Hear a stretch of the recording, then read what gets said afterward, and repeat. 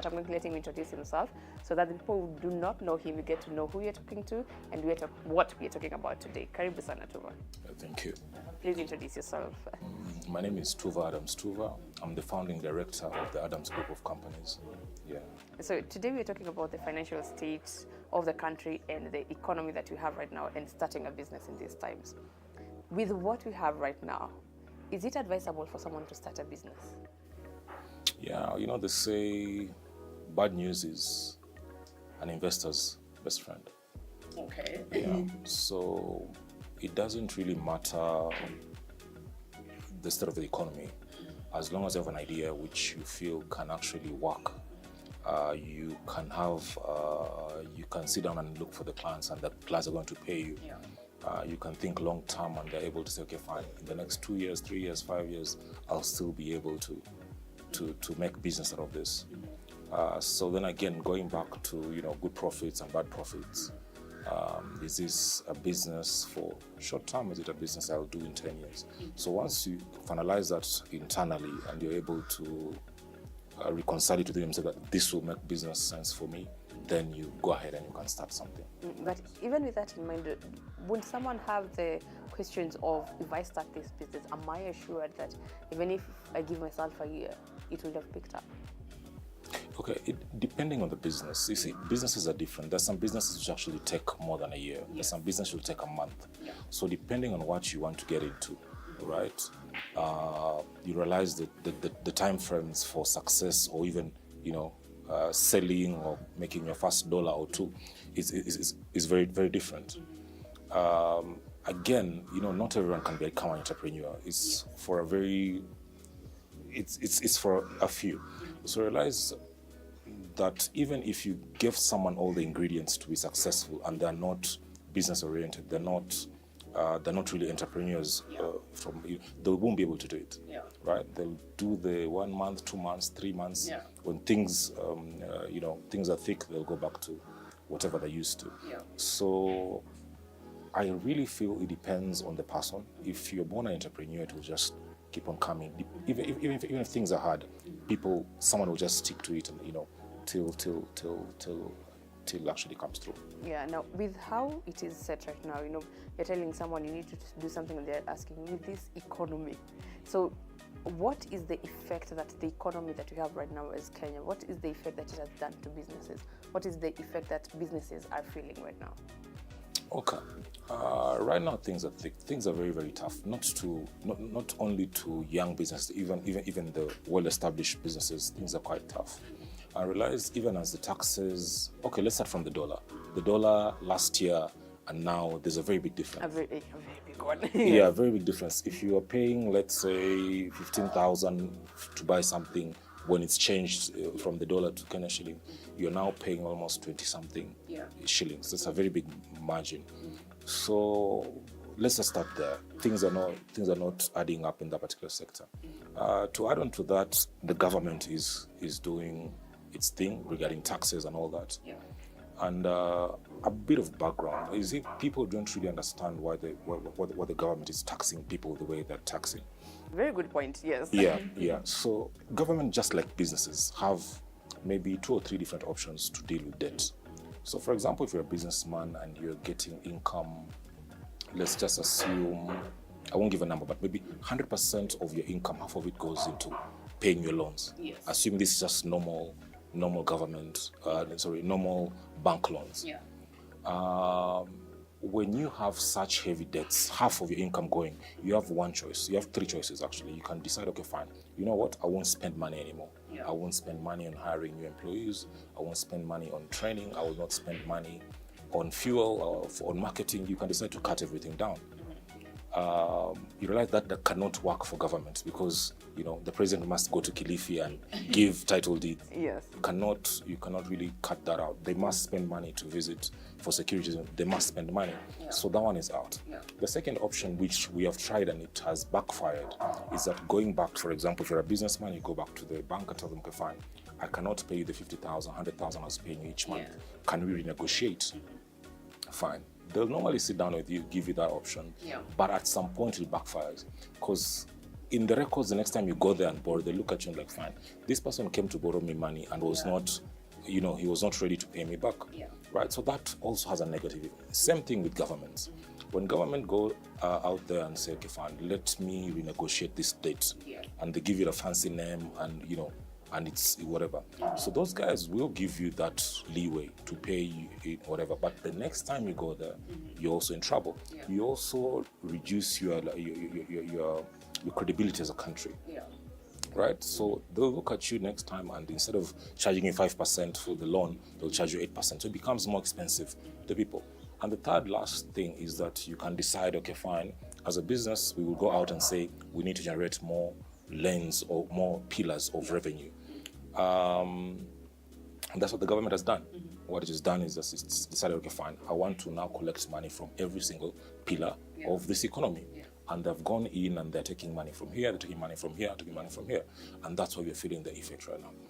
But out of the three choices they had, I feel that was the very best, right? The other ones would have a long-lasting impact on us as Kenyans.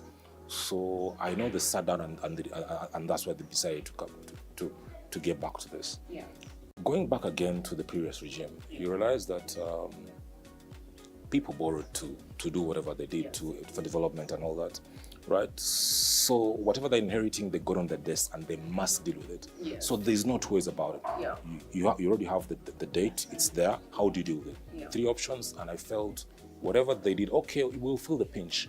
And that's why as business people and as Kenyans, we need to also sit down, okay, absorb the shock, right?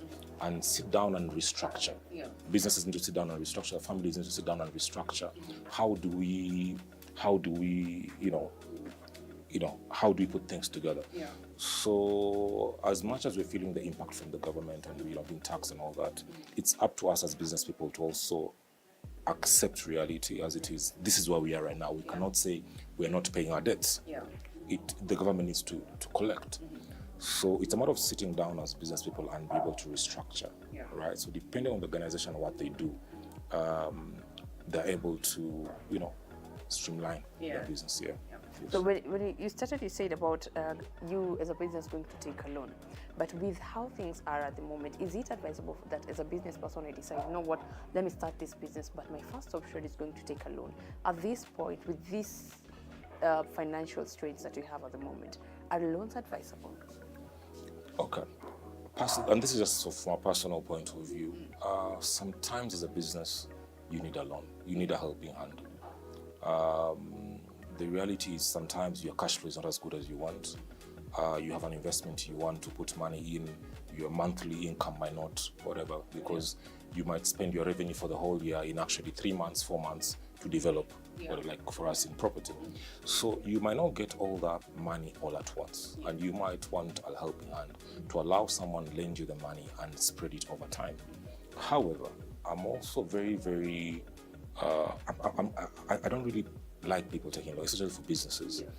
And this is why. If you're starting a business and your first thinking is I need to take a business to start your business, then you're doing it wrong, right?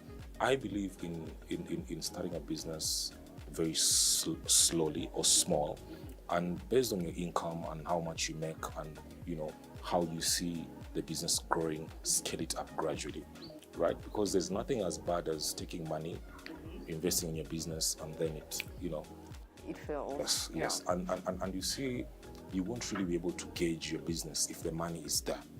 Right? You need to be able to see, as an entrepreneur, you need to understand your business from end to end, from finance to HR to marketing.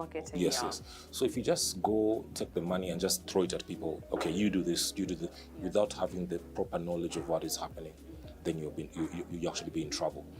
So I believe in an entrepreneur going in, even if you become a one-man team initially, right? To make sure that you understand what you're doing, get it done, right? Understand the ins and outs, whatever. So in 2, 3, 4, 5 years' time, when you're now ready and you understand your business properly, you can approach your bank, show them your books, and they'll be able to give you a proper advance in terms of, your business. So you give yourself time to see how it is before you decide to go take a loan. Correct. Okay. So but we say you need to spend money to make money. I don't know if this still applies in business, considering you are of the advice that you can start a loan and still build it up, but maybe you may not understand some aspect of the business, and you may need a helping hand, maybe someone to come in. But at this point of the spending money to make money, will you advise now at that point, Andy, let someone come and help you? Is it advisable? It's not advisable. Okay, spending money to make money doesn't mean you throw it into the wind. Yes. Right? You need to be able to know, like, what exactly am I doing? Just because there's a bit of money somewhere in the bank doesn't mean now you take it and throw it at employees, whatever. There are ways of putting it together. You can start with interns maybe, for 3 months, whatever. You can, as much as possible, if it's not a mandatory expense, you should keep your expenses very, very low. So if it means working from home, getting online maybe, start with a website, let people work from home. We used to see that using the COVID people, and people did very well. So if it has to get to that, right, that's where you need to start. When you see people investing in big properties and setting up whatever, they have tested their businesses. There's a litmus test. They're guaranteed of X amount of money every single month, X amount of money every single quarter, every half year, right? They need to be able to see what is coming in. So throwing money at your business doesn't mean it's going to do well. Yeah. Sometimes you're digging yourself into a ditch. Yeah. Well, apparently spending money doesn't mean just throwing it on people all around. I'm growing my business. We're going to take a short break, but when we come back, we're going to understand what does it mean for you and to you as an entrepreneur and a business person with the financial state that we are in the country as of right now.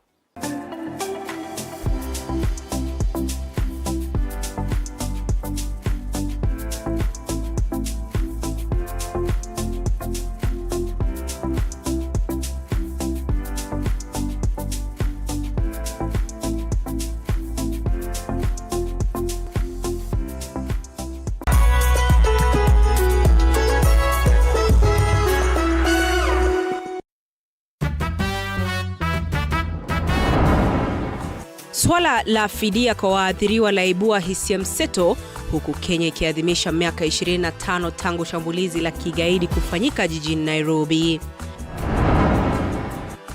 Rais William Ruto aweka masharti kabla ya mazungumzo na upinzani kuanza. Kuharibu mambo ya nchi na kusabotage uchumi wa nchi, hiyo pia itakoma. Rais asema kuwa serikali ya Kenya Kwanza haitashiriki katika salamu za maridhiano na upinzani.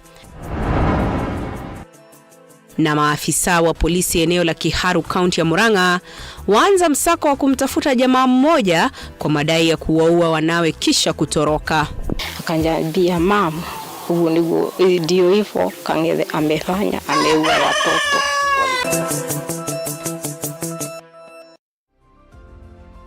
Katika kipindi Mfahamu Kiongozi tunakupa nafasi kutangamana nao. Ningekuwa bado na ile steam, ningekuwa nacheza rugby ama soka. Napenda kusikiza music sana, different ranges of music. Mimi bado kijana wa mjini, narudi nyumbani kukaa na mama kama weekend.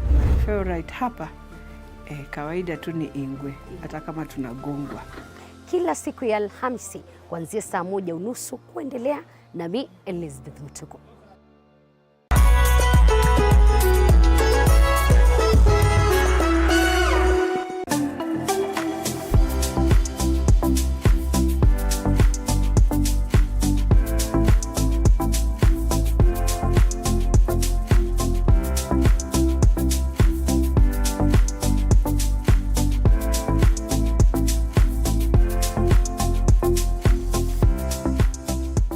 Welcome back to The Grind. For those who missed the first part, my name is Violet Njoki, and today I'm joined by Tuva Adams. Tuva, and we've been talking about running your business with these financial times that we have in the country as of right now. There's the rise of the dollar, there's the financial bill which has been passed, meaning that it's going to affect you as a business as well. Now, even as we talk about that financial bill, there was the aspect of the digital space being charged the 5%.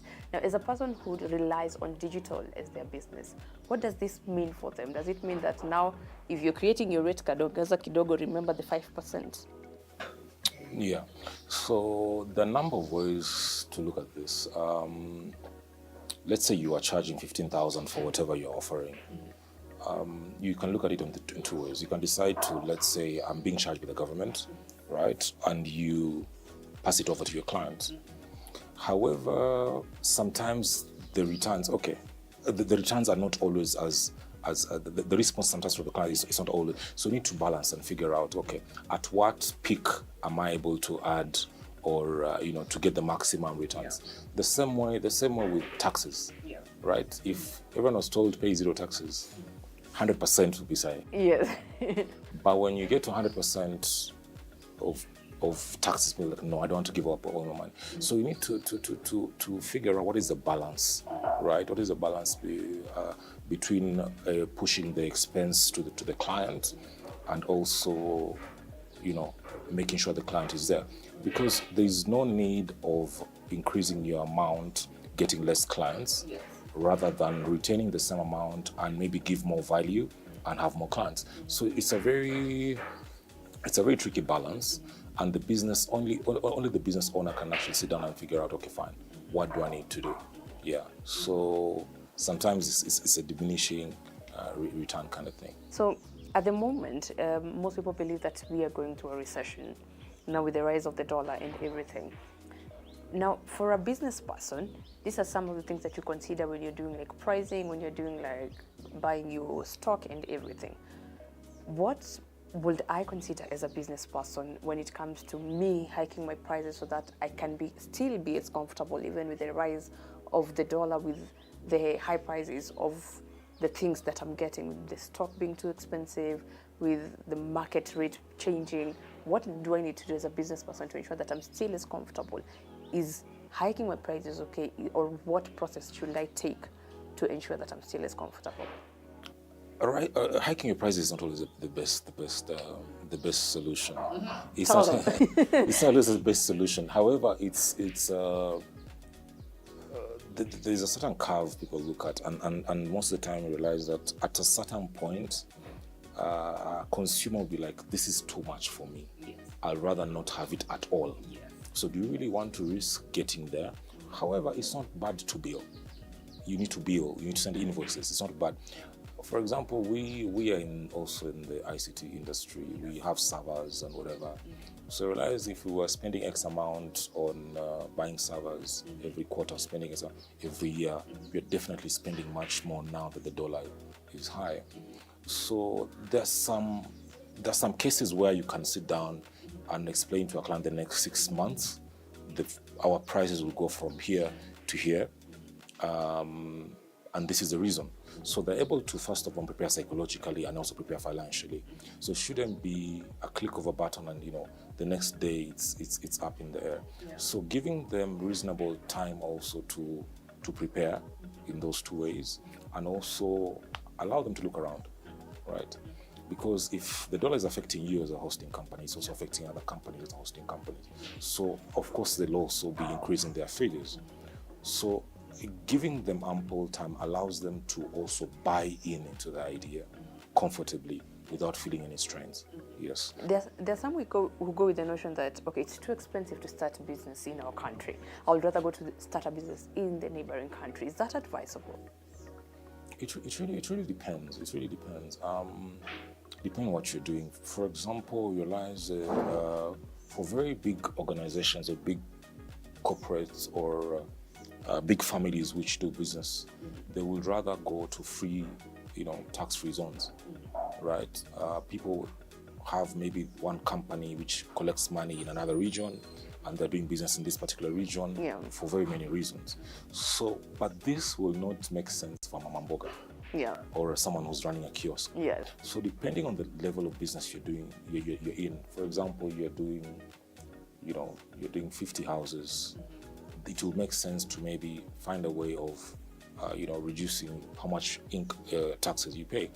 So you will then go to another country and maybe set up a holding company, whatever, in another region. So it literally depends on the level of business you're in or what is favorable.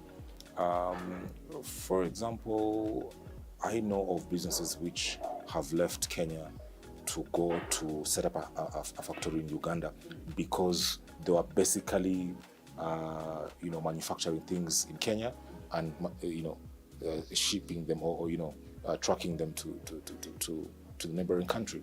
So depending on what you're doing.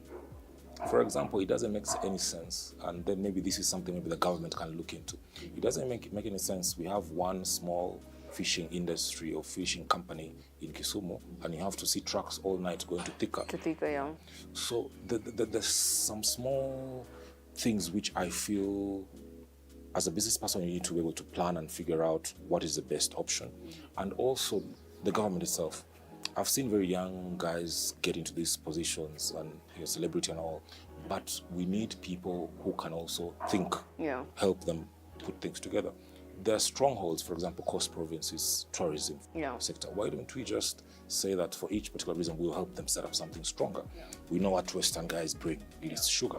So depending on what you're doing, even on the government level, we need to figure out, I'm putting up this and this is the reason to it. Yes. Yeah. So even as we wind up, Tuva, what advice would you have for someone who is into business or rather wants to start a business but they're considering, okay, we're in very bad times financially? What advice would you have for them? And that's what I was telling you at the beginning of the interview. Not everyone is an entrepreneur, right? Because entrepreneurs pass through all kind of things. They might not put it up in the media, they might put it up in the newspaper, they won't even tell the family, but businesses normally go through tough times. Yeah. There's no business which is just, it doesn't happen. Trust me, it doesn't happen. There must be ups and downs. So the head of the organization usually has a whole picture of what is happening, right? And he should be prepared for bad times. Yeah. He should be prepared. The only difference is that maybe an entrepreneur will not give up, will just, hang, yes. They'll reduce the employees, they'll do a few things here. Maybe if it's a big organization, reduce the number of branches they have, but they will not shut down. So any other person who's not really, doesn't have the blood to become an entrepreneur will give up. Like, why am I paying employees when I don't have food at home? So there's that balance, and that's basically Okay, so if you're a true entrepreneur, you will sail through it. Yeah, and it's tough. It's tough everywhere. It's tough everywhere.